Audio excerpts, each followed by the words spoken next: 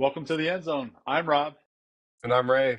And today we're going to talk about Week 10 recap in the NFL and our fantasy weeks. Don't really want to talk about that personally, but that'll be part of the segment. And then we'll just talk about the standings going on in our league this year so far, since we're getting closer to playoff time, and maybe just some guys that we have an eye on or still like on the upward tick as you guys push for your fantasy playoffs and pushes and including ourselves, pushing for those playoff spots. So hmm uh, go ahead and I'll kick it off to you. How did your week 10 go? Man, I actually had a good week. So coming in to Thursday, my man Jamar Chase had probably one of the greatest nights for a receiver. 53.9 points. He had 11 receptions, 264 yards, three touchdowns. Two of them were 40-yard touchdowns, so that was an extra four bonus points there for our league. So that was a great way to start the week. And I was playing my wife, and without that, I still probably would have been pretty good. She kind of had a down week. But Mahomes did decent. 266 and a touchdown, no turnovers, which was nice. Darnell Mooney, five receptions, 96 yards. Um, James Conner had a good week. He got me 20.8 points, so that was another good one against the Jets. That's a kind of a dismal team over there. But he had 33 rushing yards, a touchdown, and then five receptions for 80 yards, which was really nice. And one of those was a 40-yard reception, which was a bonus point. Kelsey, eight receptions, 64 yards, and a touchdown. So I didn't get biggest blowout, but I did get the highest score of the week. So that was nice to be on that end of it for a change. And I went from ninth to sixth. So Nice. I'm on the upward trend. So I'm hoping to kind of claw my way into the playoffs. Yeah, shout out to you this week. I was going to say it if you weren't going to shout yourself out. So Patrick Mahomes, Jamar Chase, Darnell Mooney, James Conner, Christian McCaffrey finally back for you, Travis Yeah. Kelsey. Like I had mentioned in the previous episode, I thought he was gonna have a solid week and he ended up doing it. So Najee Harris, um, Evan McPherson, Atlanta's defense. So good management there. Obviously, Austin Eckler, 22 points on the bench. I think you kind of learned your lesson if Brian Robinson's out, but Yep. um, Yep. good week, and Thank you. Thank you. uh, It felt good. I was on the under end of the stick, so I had a really disappointing week. I was honestly disappointed in my guys overall. I thought I should have won this matchup, but Jane Daniels against Pittsburgh, I wasn't too comfortable there. I kind of had a feeling it was going to be a down week, but I had Kirk Cousins versus the Saints. Wasn't too thrilled about that either. So I was kind of screwed at quarterback. The biggest flop and disappointment for me was Justin Jefferson against the Jaguars. I thought he was just going to shred them, but he only hmm got 7.3 for me. So I was pretty sad there. Then we go to Germany. I had Malik Neighbors and Tyrone Tracy. So I ended up going Tyrone Tracy over J.K. Dobbins this week. So I ended up being the better play, but didn't matter. And I'm also really disappointed in Hunter Henry. I picked him up and he only got me 1.9. So after hyped him up last week, I thought he was going to get more involved. I mean, he's been consistent with Drake May, hmm but yeah, just didn't wasn't in the cards for me this week. So uh, took the loss, and then kind of looking around the league.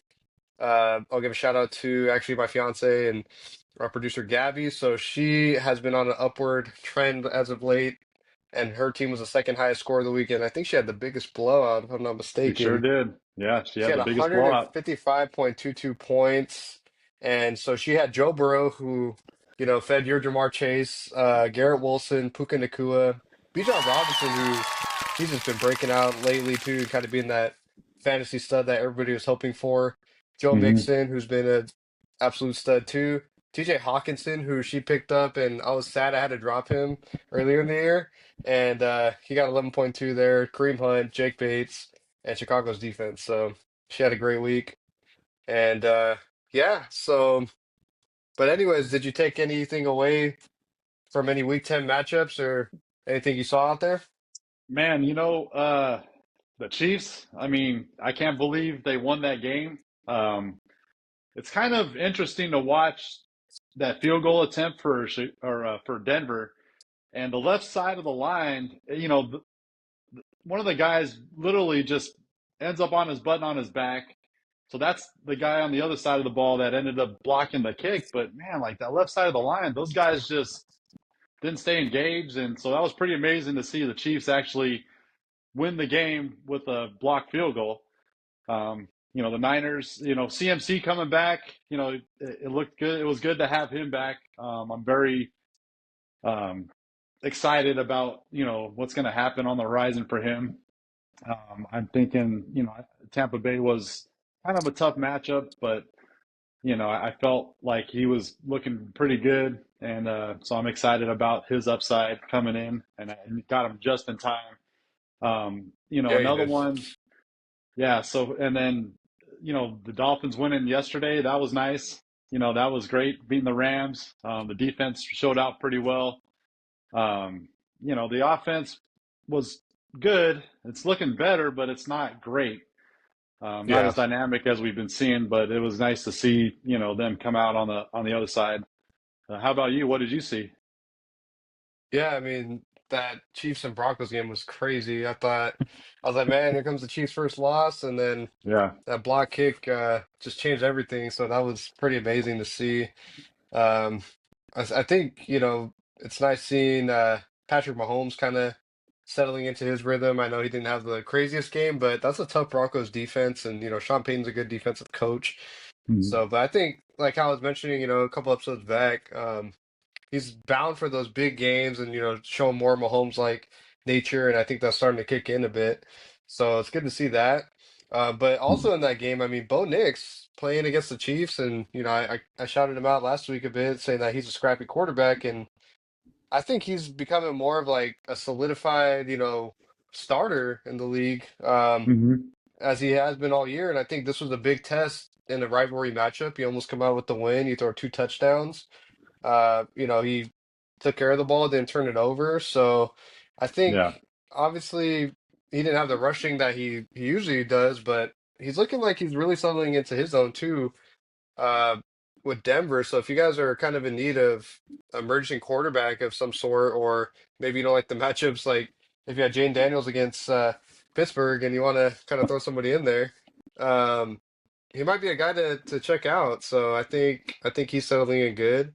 Another quarterback we've talked about in the past and kind of looked like he was over the hump for a second, but falling back down to what we kind of thought he would be, Caleb Williams, unfortunately. So he's been struggling really bad with the Bears, and the New England defense just totally shredded him for 9 sacks. And uh, Yeah. I mean, the guy's not even like, for one, I mean, the offensive line's not helping him either. I'll give him that, but sometimes you got to read the blitz and get the ball out quick or something.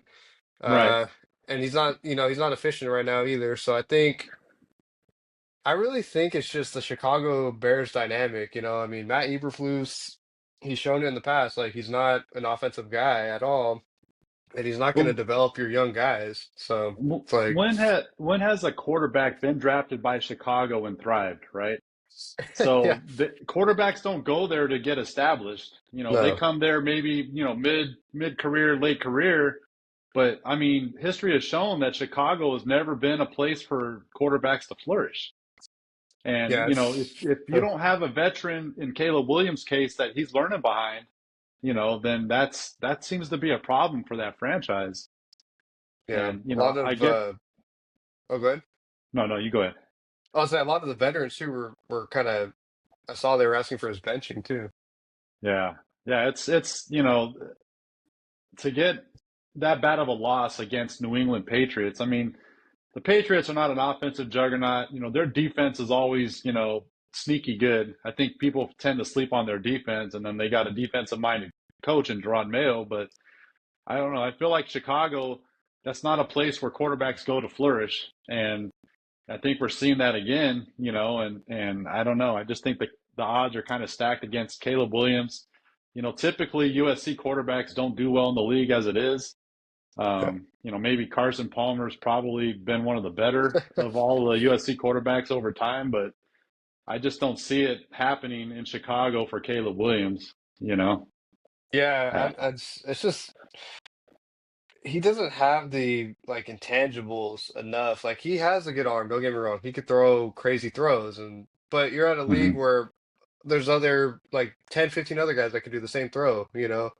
Yeah. Um, and that was like my gripe with the Bears in the offseason. I'm like, dude, you guys already have the defense.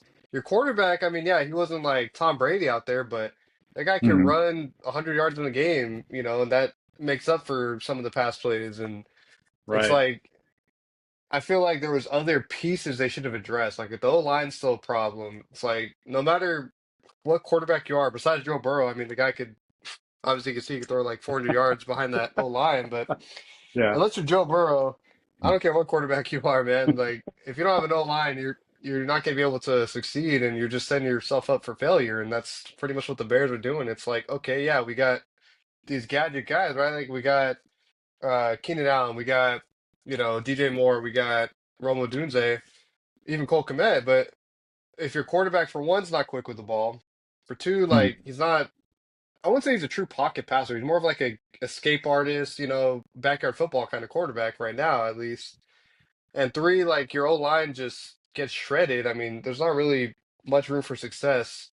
Um, so I mean, I'll give it to Caleb Williams. Like he's done, he's shown some good things, and with all that against Right. him, so like there's potential, but it's just yeah, right now it's a whole horror show, unfortunately for the Bears. Yeah. Same thing with the Jets. Aaron Rodgers. At this point, I just think you got to call it a career, my man. Like he Yeah, doesn't look inspired. It doesn't look like he's inspiring anybody. It seems very dysfunctional for the Jets, and they traded for Devontae Adams, and that's so far not working out. So I don't know. He looked terrible, this past weekend, and he just looks uninspired, and body language is terrible. So I think that's another organization where they're really struggling right now. And then you fire your coach mid-season, yeah, and so I mean they had like a rally victory, but then it's like this past weekend they kind of came back down to earth and got punched in the mouth again. yeah. So One thing I'll say is like. I know Rodgers, he's a Hall of Fame quarterback, that's a given, but it's like I just feel like the game management too is just not there. Like they're not using Brees Hall enough like they should have been no, all year. Like this guy should be getting 20 touches a game. And I right? get Rodgers is, kind of a pass first quarterback. You got Adams, Wilson there, so they're gonna do their thing, but I feel like you just need some type of rhythm on offense to where the run game. I mean, you got Braylon Allen there too, who's a good power back. It's like I just feel Hmm. like there's, like you're saying, there's just too much dysfunction. There's not really an identity besides, oh, we got Aaron Rodgers, but that's good. But where's the system? There's no system in place, and so I feel like, just going back to that trade, like I've mentioned before, is empty because it's just too late. Like there's nothing. It's not like, oh, we're just missing a piece to take us over the top. It's like, no, you guys don't have anything really. Like there's nothing in place to help you guys. And the bad thing about them firing Saleh was they were known for their defense, and so now you take rid of what they're known for. I mean, Ulbrich was a defensive coordinator, right? But Robert Saleh is a defensive guru. So you're Yeah, kind of seeing that too, where the defense has been not as good as it used to be as well, which is yeah, hurting them. So, but but yeah. yeah, I How feel like, how oh, good I'll say, how about Detroit and Houston? I mean, man. Jared Goff throws 5 interceptions and they still win the game. Houston, their offense is just sputtering right now, They, and they I they need Nico Collins, man. I mean, it's crazy to say, but yeah, Nico Collins is such a huge difference maker.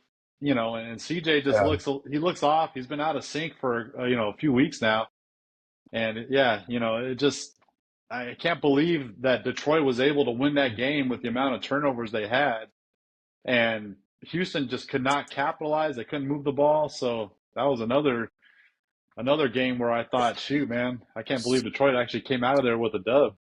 I think you're gonna sound the alarms a bit too on CJ Stroud, especially like I mean I know sophomore slumps, but if the opposing quarterback's throwing 5 interceptions and you still can't get it done, bro, like I honestly Yeah, don't know what to say. Like that's horrible. I mean, I'm not an NFL quarterback, obviously, and he's got talent, but I'm like at the same time, dude, like you gotta if your defense is getting the turnovers for you, you got to capitalize on it. And so I feel right. like going to Pittsburgh, like Russell Wilson's doing a good job of, his Hmm. his guys are. turn the ball over for the team, or they're stopping the other offense, and Russell Wilson's capitalizing on that.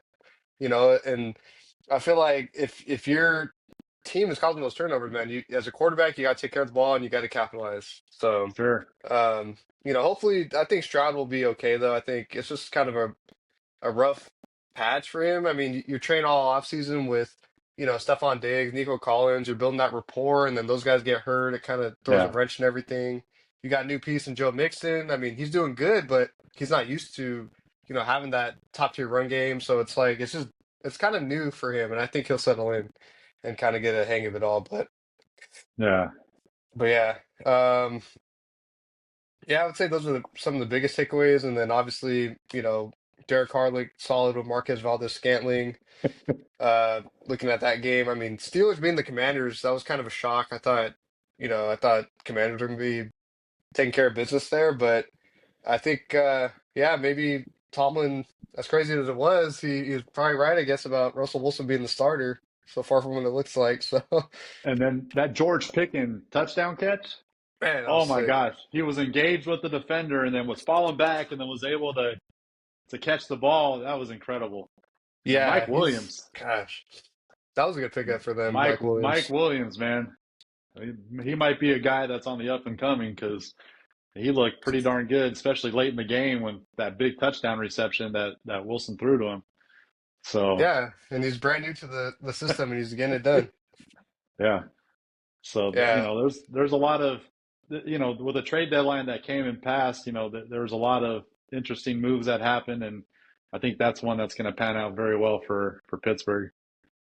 yeah, I think that was definitely underrated. I mean, he wasn't fitting in with the Jets, so I think you get a deep ball artist like Wilson, and it's gonna go good for him. So, um, but yeah, I feel like those are pretty much like the biggest takeaways I had. Do you have any players that kind of stood out to you aside from just matchups? Well, are we talking about going into this week or from last week? Yeah, just like from last week going into this week, or just whatever, like some takeaways you had, or like, not takeaways, but like players that you see are trending up. Well, I think, we talked about Cedric Tillman, and he got picked up by Pellegrosso this week. He got picked up today. So that was a guy coming off the bye week. I've kind of pitched him last week thinking if someone needs some receiver help and wants to stash him, that would have been a good move, early on while he's on the bye while people are forgetting about him. So, he got snatched up. That was one. Lad McConkey, he had kind of a down game this past weekend, but I think he's still a good viable option. Same thing with Quentin Johnston. Yeah. Valdez Scantling, I mean, man, that guy. I picked up Atlanta's defense thinking, okay, well, New Orleans got no receivers. Forgot about Valdez Scantling, and that guy, you know, taking place for Shaheed and catching bombs from cars. So, Yeah. that could be another good option for you. Um, and then we talked about Gesicki as a tight end. I still think, people need some tight end help. That's a good option. How about you? Anybody you're kind of eyeing or I think, I mean, I shouted him out before, Juwan Jennings. I think he's, yeah. kind of like a staple of the Niners offense at this point. So they ran him at the X receiver a lot this past week, and he looked good. So it's going to be a tougher matchup against Seattle. But I think, if you need some receiver help and you need to throw a guy in there, he could be a, Mhm. a good bet for sure. He'd probably be like my biggest takeaway that I would say. I mean, there's not much in terms of running backs. I feel like all the running backs are pretty much gobbled up. You could make Yeah. the argument that Jalen Warren's starting to get more involved. So, if you're looking maybe for a flex guy or like a big playability guy, he could be someone that you can keep an eye on that maybe, excuse me, maybe just throw in there and um, can make something happen for you. But other than that, I feel like most guys are going to be swooped up. Um, Yeah. Jatavian Sanders is still on the upward trend. I know I've mentioned him a couple times before for the Panthers. I feel like Bryce Young's starting to settle in a bit in the offense. I don't think he's going to Hmm. be anything crazy this year. I feel like there's potential there still with Carolina. If they give him some receivers in the draft, and just kind of solidify the offense a bit more for him. I feel like, he could actually be pretty serviceable. But I think Jatavian Sanders is starting to make noise over there. Mhm. Um, Taysom Hill looks like his role's not going anywhere despite the coaching change. So it could be another tight end guy too. But um, Right. those are probably like the main guys. If you need a quarterback, I mean, Derek Carr looks like he's going to be airing it out still. Russell Wilson's on the upward tick. Bo Nix, I talked about him, but yeah, those are probably the main guys. Not much craziness. So At this point in the season, it's kind of slim pickings, but yeah, I think it really just Cedric depends Tillman, on. yeah, Yeah, I think Cedric was probably the move for a lot of people, especially coming off of that bye week, for this week. But yeah, I think another one, like I have Khalil Shakir and Keon Coleman looks like he's going to be out. I think Amari Cooper yeah, might be out that's a good going one. into this week, so that could be, he'll be receiver number one this week. So that might be an option that I'm looking at, against Kansas City. So Buffalo's been playing pretty tough. It's going to be a good matchup. They're at home against Kansas City, so and Josh Allen's doing his thing like he always does. So I think that could be a good option too if he's available, and you need some help as a receiver too or flex. That could be another option with Cooper and Coleman being out. Yeah, I think he's actually a pretty strong option. He gets a lot of targets, especially if in a full Hmm. PPR league. Like he's pretty much going to be a golden ticket for you. Um, and then just kind of looking at our league standings, man, there's been a big shift in the last few spots. So Charles Pellegrosso is still number one on our league. I mean, the guy's just dominating with Saquon and Kyron Williams, Lamar Jackson. So he's got his guys that are just popping off like madmen this year. He's got Brock Bowers too. Yeah, And then you got Gila Monsters, 6-4. ABCD, so my brother 6-4. My fiance Gabby 6-4. So the 2 to 4 spot, man, that's kind of looking competitive there. And then yeah, you get the next tier of us, right? The rest of the league, and this is going to be the dogfight area. So I lost to a guy, uh, a guy named Jaden. So his team's Tyrekosaurus. I was hoping I was gonna get a victory because then I would have been, 5-5 in the fifth place. But instead, he took that spot, so he's 5-5. You got you now that piggyback me, and you're 4-6. So I'm 4-6. He's literally right above me. five We're and 6-7. And then yep, Marcella 4-6. Um, Sin City Raiders, Marco 4-6, and then Buck Brees Almighty 3-7. So Buck's having a pretty rough year, and he's a previous champion. He was up there for yeah, a couple of seasons, but yeah, this year's been a rough ride for him. But man, all these 4-6s and the 5-5 and even 6-4. I mean, that's not too far off from 4-6. no, So these no, next 4 weeks are going to be pretty crazy because, we got week 11, week 12, week 13, 14, and then it's going to be the playoffs. So it's going to be literally everybody's last second pushes, and we'll see yeah. how everything shapes up. Yeah, yeah. I play Tyrekosaurus this week, so if I can beat Jaden, I'm trouncing him in points. So I definitely could take that five spot away from him if I can beat him, and then hopefully you can piggyback and get yourself a dub, and then we push him all the way down to seventh or eighth. So we'll try to knock him out if we Well, can. man, he'll be, yeah, yeah, depending on how things shape up, he could even be lower a Yeah. bit. Let's So see. Yeah. we'll see how it goes because he'll have 5 wins. Let's see. So who's playing who this week? We Yeah, because got if you got Marcella and Marco winning too, you're gonna have him like way down there. yeah. Well, Marcelo Uh, plays Gila Monsters, so that's a tall task. So yeah, his we'll team's see. Elliot's team has been performing pretty well, so he got both of us earlier this year. So hopefully she can try to knock him off his yeah. pedestal a little bit. I mean, he's got the Jalen Hurts, AJ Brown stack, which has just been Yeah, gold for him this year. Man, I was like, so revisiting this trade, I used to have Jalen Hurts a couple years back. I traded for Justin Fields. Hurts for Fields because Fields was like dropping 50 points, 40 points. So I'm like, okay, I think he's breaking out like crazy. And it worked out because he gave me the championship. Fields got me a championship last year. So I kept him this year, hoping he was going to keep the starting spot with Pittsburgh. And then, yeah, now he's I had to put him on the waivers. So I picked up Russell Wilson because, Russell Wilson's been good, and then Fields, unfortunately, he was 4-2. He did what he could, but man, I was missing him last week. I was like, I could use the quarterback. So, I but never thought I'd see the day when you would cut Justin Fields from your team. yeah, I'm So like, well, yeah, maybe if he went somewhere, I would have kept him. But I'm like, yeah. Russell Wilson's playing good football. He's not going to take him unless Wilson gets hurt. Um, but yeah, just going into these last 4 weeks would be absolutely nuts. Um, how you prepping for week 11?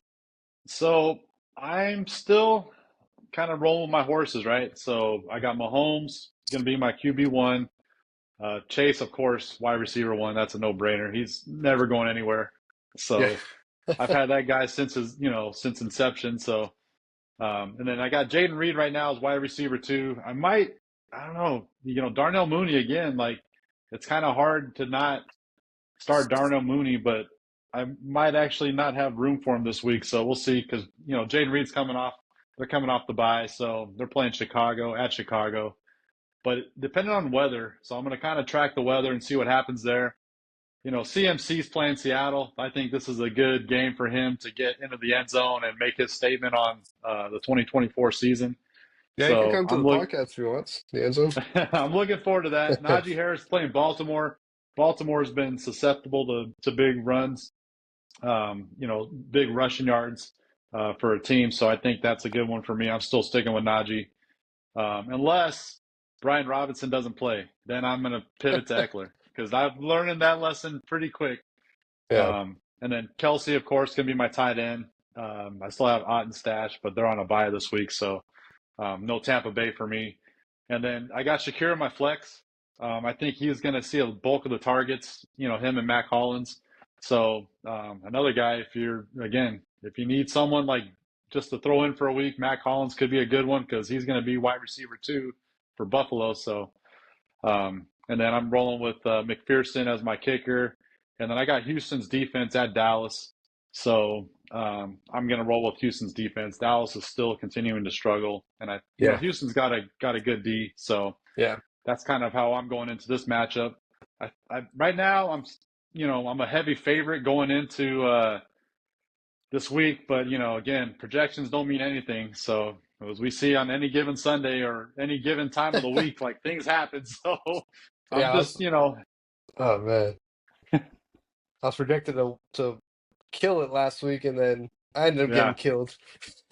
So how what's your outlook like for this week? I feel a little better. Last week, I didn't feel good. Like I was like, okay, maybe Jefferson could be my saving grace, and maybe Devon Achane could break a big run. Maybe Malik Neighbors could pop off against Carolina, and like none of those things Hmm. happened. So, what really alarmed me was Jane Daniels against Pittsburgh, but it's a tough defense, and he's a Yeah, rookie, so it's bound to happen at some point. Like the guy's just playing crazy football as a rookie. So they I were in that think, game. yeah, They were in it. They only they lost by a were. point. So And he was getting him down the field. Like it wasn't really him. It was just more so like the running backs were scoring. Like Austin Eckler hmm scored 2 touchdowns, and McNichols scored a touchdown before Daniels even scored. So I was vulture, like, vulture, dang. And then he had vultures. three carries for 5 yards. So I think it's kind of a fluke altogether. Like Pittsburgh's defense probably just chalked up a great game plan. Obviously.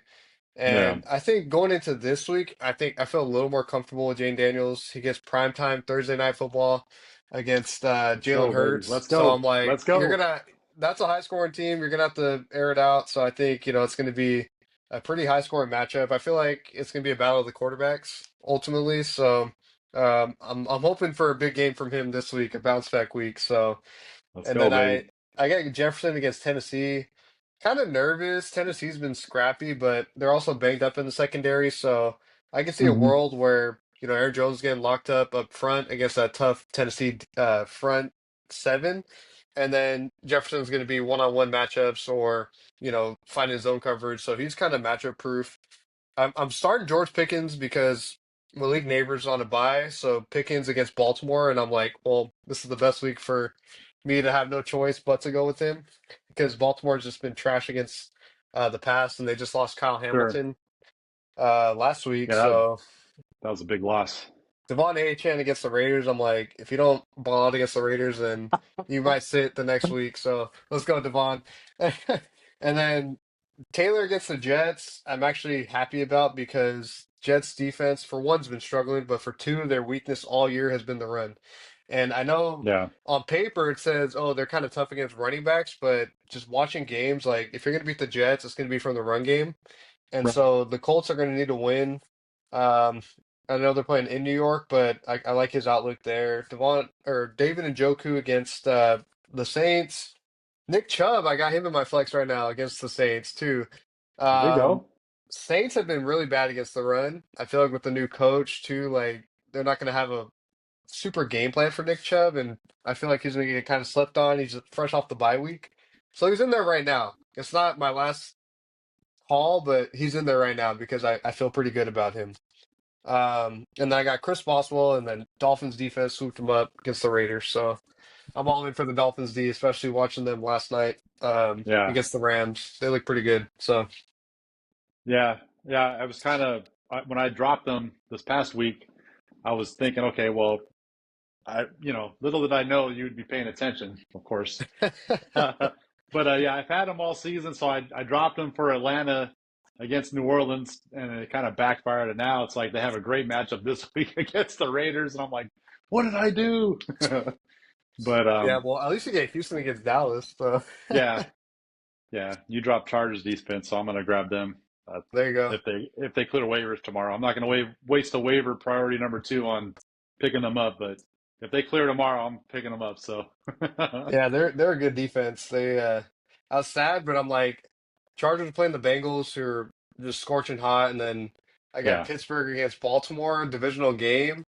I'm like, are they going to stop Derrick Henry or not? And Lamar Jackson's playing MVP football, so I was like, I'd rather just go with the Dolphins against the Raiders. Raiders offense has not been good, so um, yeah. And the Chargers, they got some tough matchups, down the stretch. Cincinnati, then Baltimore, then Atlanta, then Kansas City, and then Tampa Bay, which is okay, and then Denver, which is another tough one. So that's a divisional game. And then they close out the year against New England, but yeah, yeah, I don't know. gotta hold them till the end. Just kidding. Maybe.